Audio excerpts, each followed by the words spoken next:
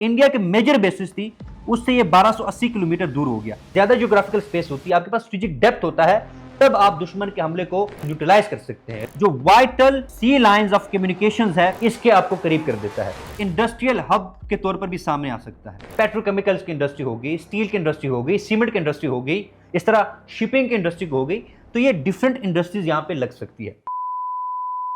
अस्सलाम वालेकुम, मैं असदुल्ला खान वजीर हूं। उम्मीद करते हैं आप तमाम अहबाब खैरियत से होंगे। नाजरीन, पिछले वीडियो में हमने गवादर की स्ट्रेटेजिक लोकेशन के हवाले से बात की थी और मैंने तफसीलन आपको बताया था कि ये गवादर का एरिया चीन, central Asian regions, Iran, Persian Gulf, Middle East, Africa और इसके साथ साथ जो यूरोप है उसके लिए इंपॉर्टेंट क्यों है। इवन मैंने एक्स्ट्रा रीजनल प्लेयर्स के हवाले से बात की थी कि गवादर में उनका इंटरेस्ट किस लिए है। आज हम गवादर को पाकिस्तान के कॉन्टेक्स्ट में देखने की कोशिश करेंगे और यह समझने की कोशिश करेंगे कि गवादर पाकिस्तान को मुआशी तौर पर और मिलिटरीली क्या फायदा पहुंचा सकता और पाकिस्तान किस तरह गवादर को बेहतर तरीके से यूटिलाइज कर सकता है। सबसे पहले जब हम गवादर की बात करते हैं तो गवादर पाकिस्तान को मैरीटाइम डोमेन में बहुत ज्यादा फायदा पहुंचाता है और खासकर जब हम नेवल फोर्स की बात करते हैं, पाकिस्तान नेवी की बात करते हैं, तो पाकिस्तान को ये स्ट्रेटेजिक डेप्थ प्रोवाइड करता है। स्ट्रेटेजिक डेप्थ क्या है? स्ट्रेटेजिक डेप्थ हम उस डिस्टेंस को कहते हैं कि कंट्री की जो फ्रंट लाइंस है या जो कॉन्फ्लिक्ट एरियाज हैं उससे जो मुल्क के अहम मुआशी, पॉलिटिकल, मिलिट्री जो साइड्स हैं और इवन जो पॉपुलेशन एरियाज है उससे उसका फासला कितना है। लिहाजा ये गवादर पाकिस्तान को एक्स्ट्रा जियोग्राफिकल स्पेस प्रोवाइड करता है, स्ट्रेटेजिक डेप्थ प्रोवाइड करता है। इसका फायदा क्या है? पहले जैसे मैंने पिछली वीडियो में भी जिक्र किया था कि 1971 में इंडिया ने पाकिस्तान की पोर्ट इंस्टॉलेशंस पर हमला किया था। पहले पाकिस्तान के पास सिर्फ कराची पोर्ट था एंड देन बाद में पोर्ट कासिम भी बना। यहां पे पाकिस्तान की नेवल बेसिस भी थी और इसके साथ साथ यहां पे कराची पोर्ट था। इंडिया ने 1971 की जंग में पाकिस्तान के पोर्ट्स के ऊपर हमला किया था। लिहाजा पाकिस्तान के लिए एक सिक्योरिटी डायलेमा क्रिएट हो गया था। पाकिस्तान ने फिर सोचा कि किस तरह इंडिया से थोड़ा सा दूर चला जाए ताकि वो अपने बॉर्डर्स को, अपने पोर्ट्स को और अपने बेसिस को सिक्योर कर सके। लिहाजा फिर गवादर के ऊपर फुल फ्लैज काम शुरू किया गया और अभी भी पाकिस्तान के जो नेवल बेस ओरमरा में है जो कि तकरीबन 200 से ज्यादा किलोमीटर दूर है। लिहाजा अब ये जो डिस्टेंस बनता है वो 470 किलोमीटर का बनता है। पाकिस्तान की जो बेसिस है और जो गवादर पोर्ट है ये कराची पोर्ट से तकरीबन 470 किलोमीटर के फासले पर है। इसी तरह जो इंडिया के मेजर बेसिस थी उससे ये 1280 किलोमीटर दूर हो गया। लिहाजा अब आप अंदाजा लगा लें कि ये कितना एक जो स्ट्रेटेजिक डेप्थ है गवादर ने पाकिस्तान को प्रोवाइड किया। अब जब आपके पास जियोग्राफिकल स्पेस होती है, ज्यादा जियोग्राफिकल स्पेस होती है, आपके पास स्ट्रेटेजिक डेप्थ होता है, तब आप दुश्मन के हमले को बेहतर तरीके से न्यूट्रलाइज कर सकते हैं, रिपेल कर सकते हैं। लिहाजा एक फायदा तो गवादर पोर्ट ने पाकिस्तान को यह पहुंचाया। फिर इसी के साथ साथ यह गवादर पोर्ट पाकिस्तान को आसानी के साथ डिफरेंट रीजन्स के साथ कनेक्ट करता है।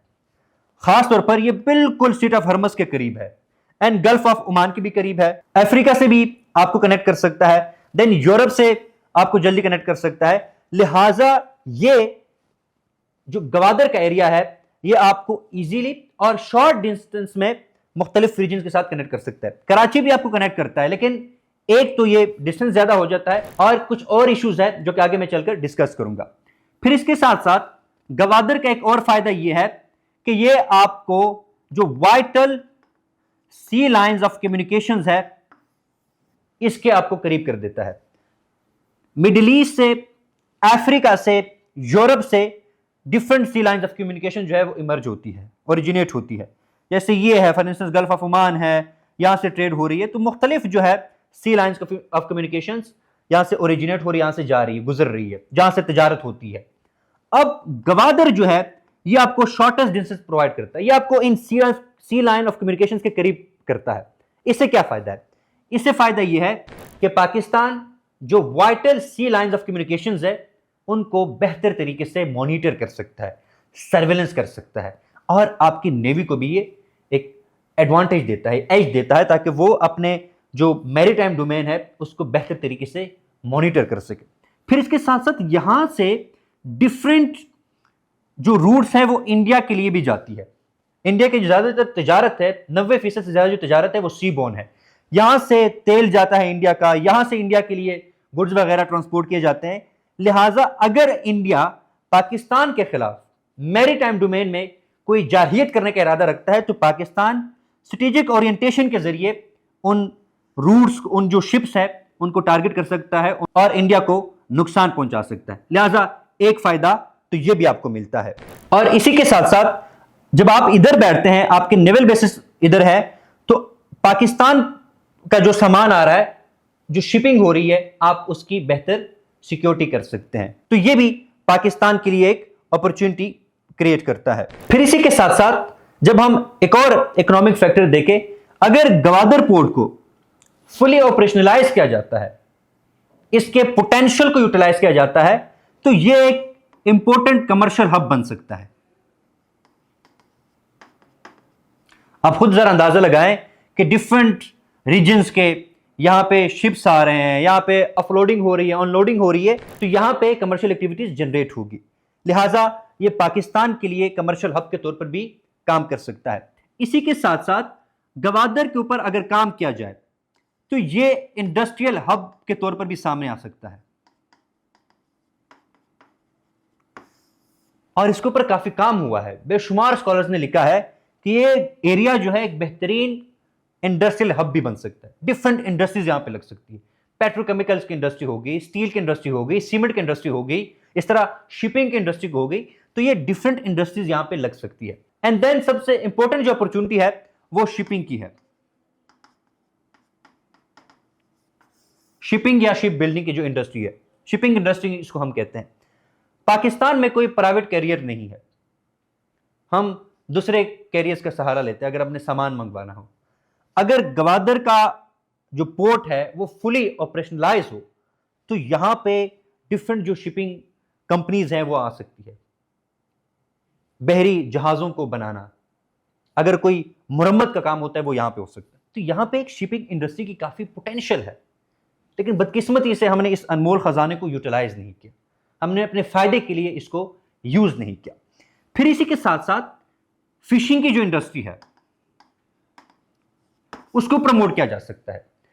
गवादर में फिशिंग होती है लेकिन उस लेवल की नहीं होती जो कि होनी चाहिए। ये एक डीप वाटर पोर्ट है।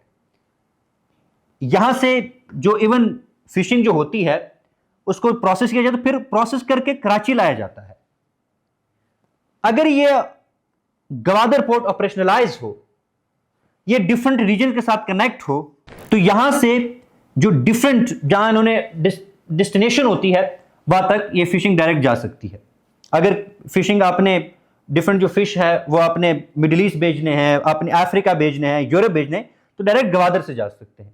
पहले अभी आजकल क्या हो रहा है कि आप पहले कराची भेजते हैं, उसके बाद फिर आप मुख्तलिफ मुल्कों में ये फिश वगैरह को बेचते रहते हैं, जो मेरीन वो है। तो यहां पे मेरीन सर्विसेज के लिए भी काफी पोटेंशियल है। इसी के साथ साथ एक और अहम फीचर है गवादर का, ये आपको ट्रांजिट और ट्रांसशिपमेंट की फैसिलिटी प्रोवाइड कर सकता है। अब यहां से जब सामान कोई लेके आएगा तो उसकी फीस होगी।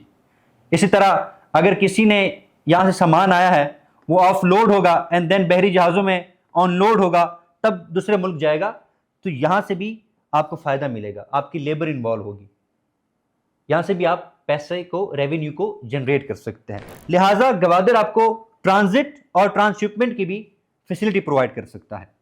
एंड देन इसका एक और अहम फीचर है, गवादर जो एरिया है ये टूरिज्म के लिए भी यूज हो सकता है।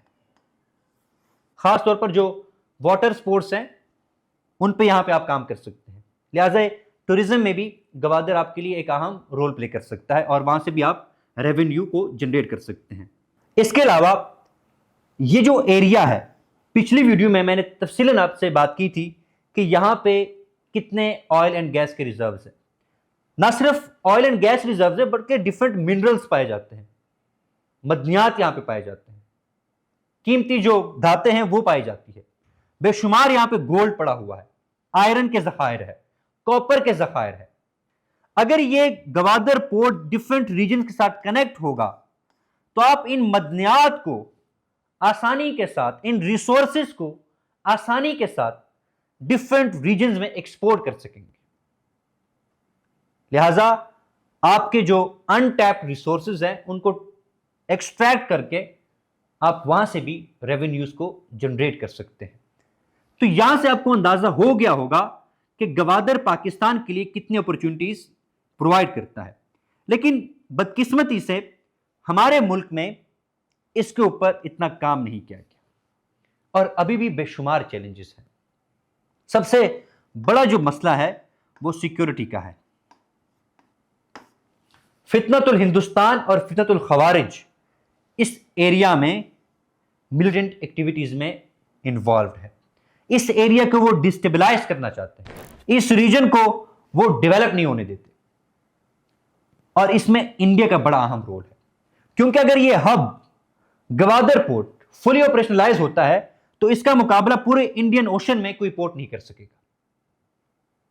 इसलिए सिक्योरिटी का सबसे बड़ा मसला है। जब तक आप सिक्योरिटी के मसाइल हल नहीं करेंगे, यहां पे इन्वेस्टमेंट नहीं आएगी, यहां पे कंपनीज नहीं आएगी, यहां पे कोई इन्वेस्ट नहीं करने के तैयार नहीं होगा। फिर इसके साथ साथ इंफ्रास्ट्रक्चर का मसला है। ठीक है, ये कराची के साथ कनेक्टेड है, दीगर भी रास्ते, लेकिन पूरे मुल्क के साथ उस तरह कनेक्टेड नहीं है और यहां पे इंफ्रास्ट्रक्चर भी काफी पुअर है, जिस वजह से लोग इन्वेस्टमेंट को तैयार नहीं है। एंड देन एक और अहम रीजन है, वो है फंड्स का। जिस क्वांटिटी में फंड चाहिए वो नहीं है, सफिशिएंट अमाउंट ऑफ फंड नहीं है ताकि इस एरिया को डेवलप किया जा सके। कुछ फंड्स जो मिलते हैं वो भी करप्शन के जद में चले जाते हैं। लेकिन किसी भी पोर्ट को फुली ऑपरेशनलाइज करने के लिए, उसके पोटेंशियल को यूटिलाइज करने के लिए सफिशिएंट अमाउंट ऑफ फंड्स चाहिए होता है, जो कि नहीं है। दुबई के पोर्ट जो थी वो भी इसी तरह थी, लेकिन उस पोर्ट के लिए एक खास फंड्स रखे गए। उसके बाद आज फिर आप देखें दुबई कहां पहुंचा हुआ है। अगर आप गवादर के ऊपर तवज्जो देंगे, यहां पे रिसोर्सेस को एलोकेट करेंगे, फाइनेंशियल जो रिसोर्सेज है, तब ये पोर्ट भी दुबई जैसा पोर्ट बन सकता है। एक और अहम चैलेंज वो लोकल पॉपुलेशन की पार्टिसिपेशन है। इस रीजन के डिफरेंट जो ग्रुप्स हैं उनके ग्रीवांसेस हैं। रियासत को चाहिए कि उन ग्रीवांसेस को एड्रेस करके इन लोगों को गवादर के डिफरेंट प्रोजेक्ट्स में शामिल किया जाए। मैं उनकी बात नहीं कर रहा जो हिंदुस्तान, जिनको हिंदुस्तान स्पॉन्सर कर रहा है, मैं उन लोकल आबादी की बात कर रहा हूं